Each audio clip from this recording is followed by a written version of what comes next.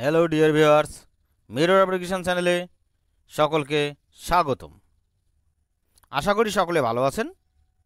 আজকে আপনাদের সঙ্গে আলোচনা করতে চলেছি মধ্য ভারতের সুলতানি যুগের শেষ বংশ লোদি বংশ, দ্য লোদি ডাইনাস্টি। 1451 থেকে 1526 খ্রিস্টাব্দ পর্যন্ত এই বংশ রাজত্ব করেছিল। তার সঙ্গে আলোচনা করতে চলেছি দিল্লি সুলতানির পতনের কারণ। বন্ধুরা, যারা এই চ্যানেলটির ভিডিওগুলি দেখছেন, ভিডিওগুলি ভালো লেগে থাকলে অবশ্যই লাইক, শেয়ার, কমেন্ট করবেন এবং যারা নতুন দেখছেন তারা অবশ্যই সাবস্ক্রাইব করবেন। সাবস্ক্রাইব করে নোটিফিকেশন বেলটি অন করে রাখবেন।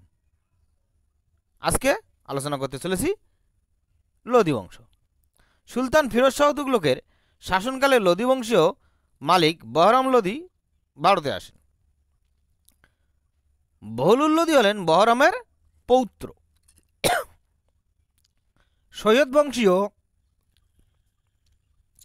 সৈয়দ বংশীয় সুলতান মোহাম্মদ শাহের আমলে বহলুল লোদি ছিলেন পঞ্চায়েতের শাসনকর্তা 1434 থেকে 1445 খ্রিস্টাব্দ অবধি। বহলুল লোদি 1451 থেকে 1489 খ্রিস্টাব্দ অবধি শাসন করেছিলেন। 1451 খ্রিস্টাব্দে 19 এপ্রিল বহলুল লোদি সৈয়দ বংশের শেষ সুলতান আলাউদ্দিন আলম শাহকে পরাস্ত করে ভারতের প্রথম আফগান বা পাঠান সুলতান রূপে দিল্লির সিংহাসনে বসেন এবং লোদি বংশের প্রতিষ্ঠা করেন। বহলুল লোদির সর্বশ্রেষ্ঠ কৃতিত্ব হল জৌনপুর জয়। তিনি জৌনপুরের সুলতান মামুদ শাহের পুত্র হুসেন শাহ সার্কিকে পরাস্ত করে জৌনপুর দিল্লির অন্তর্ভুক্ত করেন।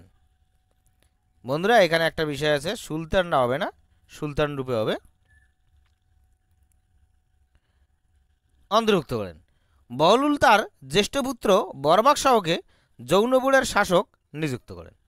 বহলুল লোদি ছিলেন আফগানিস্তানের লোদি বংশের অন্তর্গত শাহুকেল উপজাতি সম্প্রদায়ভুক্ত। বহলুল লোদি বহুলুলি মুদ্রার প্রচলন করেন। বহলুল লোদি গোয়ালিয়র বিজয়ের পর প্রত্যাবর্তনকালে অসুস্থ হয়ে 1489 খ্রিস্টাব্দে জালালির নিকট দেহত্যাগ করেন। এরপর আসি সিকান্দার লোদি 1489 থেকে 1517 খ্রিস্টাব্দ। বহলুল লোদির মৃত্যুর পর তার তৃতীয় পুত্র নিজাম খান সিকান্দার শাহ উপাধি নিয়ে 1489 খ্রিস্টাব্দে 15 জুলাই দিল্লির সিংহাসনে বসেন। প্রথমেই তিনি বিদ্রোহী অভিজাত উচ্চাকাঙ্ক্ষী আত্মীয়দের দমন করেন। এছাড়া পিতৃব্য আলম খাঁ, ভ্রাতুষ্পুত্র আজম হুমায়ুন এবং জ্যেষ্ঠ ভ্রাতা বরবাক শাহকে সুলতানের বশ্যতা স্বীকারে বাধ্য করেন। 1504 খ্রিস্টাব্দে লোদি আগ্রাতে তার রাজধানী স্থানান্তর করেন আর 1517 খ্রিস্টাব্দে তিনি আগ্রাতে পরলোক গমন করেন। সিকান্দার লোদি নগরকোটে বিখ্যাত জ্বালামুখী মন্দির ধ্বংস করেছিলেন। তিনি ত্রিহুত জয় করেছিলেন। সিকান্দার লোদির সমসাময়িক ভক্তিবাদী প্রচারক হলেন কবির। কিংবদন্তি থেকে জানা যায় যে বিভিন্ন কৌশলে তিনি কবিরকে হত্যা করার চেষ্টা করেছিলেন। সিকান্দার লোদি গুলরুক বা লাল ফুল ছদ্মনামে ফার্সি কবিতা প্রকাশ করতেন। সিকান্দার লোদি গজ-ই সিকান্দার নামক পরিমাপ পদ্ধতির প্রবর্তন করেন।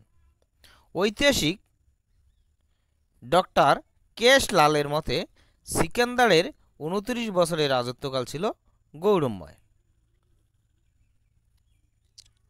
ইব্রাহিম লোদি সিকান্দারের মৃত্যুর পর তার জ্যেষ্ঠ পুত্র ইব্রাহিম লোদি সিংহাসনে বসেন ও শাহ উপাধি নেন। ইব্রাহিম লোদির কনিষ্ঠ ভ্রাতা ছিলেন জৌনপুরের শাসনকর্তা জালাল খাঁ। মালবের উপর আধিপত্যের প্রশ্নে রানা সঙ্গ ও ইব্রাহিম লোদির মধ্যে যুদ্ধ হয়। 1517 খ্রিস্টাব্দে খাটাউলি ও 1518 খ্রিস্টাব্দে সোলপুরের যুদ্ধে ইব্রাহিম লোদি পরাস্ত হন। ইব্রাহিমের বিরুদ্ধে পাঞ্জাবের শাসনকর্তা দৌলত খাঁ লোদি এই দৌলত খাঁ লোদি একসময় দিল্লি শাসন করতেন এবং এই দৌলত খাঁ লোদিকে পরাজিত করে খিজির খাঁ দিল্লিতে সৈয়দ বংশের প্রতিষ্ঠা করেছিলেন। আপনারা এটা জেনে থাকবেন। আবার এদিকে কি হলো, দিল্লিতে যখন হামিদ খাঁ শাসন করছেন সেই সময় নিজের নিরাপত্তার স্বার্থে লাহোর ও সুলতানের শাসনকর্তা বহলুল লোদির সাহায্যপ্রার্থী হন। আর বহলুল লোদি এই সুযোগ গ্রহণ করে হামিদ খাঁকে বন্দি ও পরে হত্যা করে এই লোদি বংশের প্রতিষ্ঠা করেন।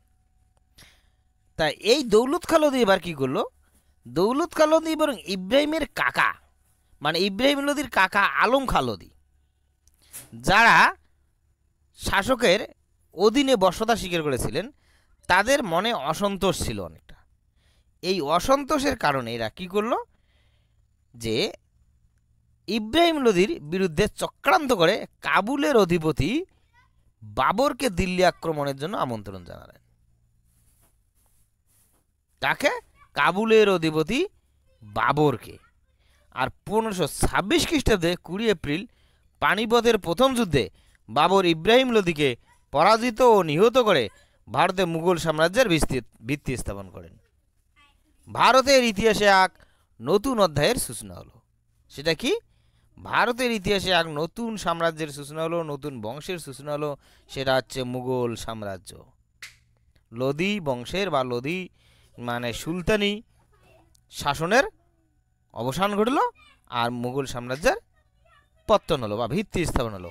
আর ইব্রাহিম লোদি এই পানিপথের যুদ্ধে বীরের মতো যুদ্ধ করে তিনি যুদ্ধক্ষেত্রেই প্রাণত্যাগ করেন। একমাত্র ইব্রাহিম লোদি সুলতান ছিলেন যিনি যুদ্ধক্ষেত্রে প্রাণ দেন। এবার আসা যাক, এই 300 বছর ধরে যে শাসন দিল্লিতে শাসন চালালো তার পতনের কারণগুলি কী কী ছিল। এক, দীর্ঘ 3 শতাধিক বছর স্থায়ী এই সাম্রাজ্যের পতনের পশ্চাতে নানা কারণ ছিল। এর মধ্যে এক, সাম্রাজ্যের বিশালতা। 2, জনসমর্থনের অভাব। মানে এই সময় সাম্রাজ্য এত বিশাল হয়েছিল যে শাসকদের এবং শাসকরা প্রায় অযোগ্য হয়ে পড়েছিল, যে সাম্রাজ্য সামলানো তাদের পক্ষে প্রায় অসম্ভব হয়ে পড়ে। 2 নম্বর হচ্ছে কি, জনসমর্থনের অভাব। এই সময় শাসকরা কী হয়েছিল, যে অনেকটা জনসমর্থন হারিয়েছিলেন, কারণ তাদের জনকল্যাণমুখী কাজকর্ম এবং জনগণের কথা বিশেষ তারা ভাবতেন না। তার ফলে হচ্ছে জনসমর্থনের অভাব দেখা দিয়েছিল। 3, দুর্বল শাসকবিন্দু। ক্রমে ক্রমে সুলতানি শাসনের যে শাসকবিন্দু, সেই শাসকবিন্দু আস্তে আস্তে দুর্বল হয়ে যায়।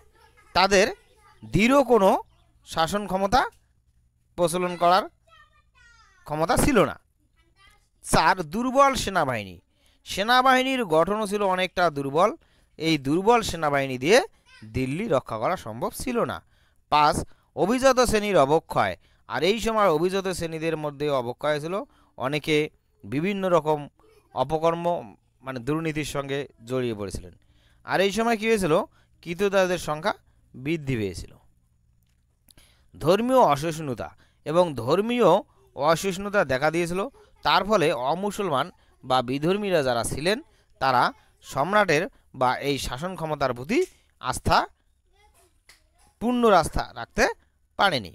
আর মোহাম্মদ বিন তুগলকের দায়িত্ব, এবং এই যে মোহাম্মদ বিন তুগলক একজন সুশাসক হওয়া সত্ত্বেও তার যে কতকগুলো পরিকল্পনা, যে পরিকল্পনাগুলো ইতিহাসে বিশেষভাবে ব্যর্থ রূপে পরিচিতি পায়, সেই পরিকল্পনাগুলোর জন্য যে শাসন ক্ষমতার বা সুলতানি শাসনের বিশেষ ক্ষতি হয়, বিশেষভাবে ক্ষতি হয়।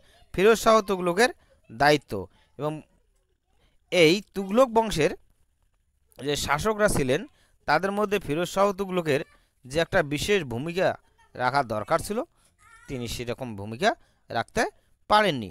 তাছাড়া এই সময় বিভিন্ন বৈদেশিক আক্রমণ যে ক্রমে ক্রমে দিল্লির সুলতানি শাসনকে দুর্বল করে দিয়েছিল।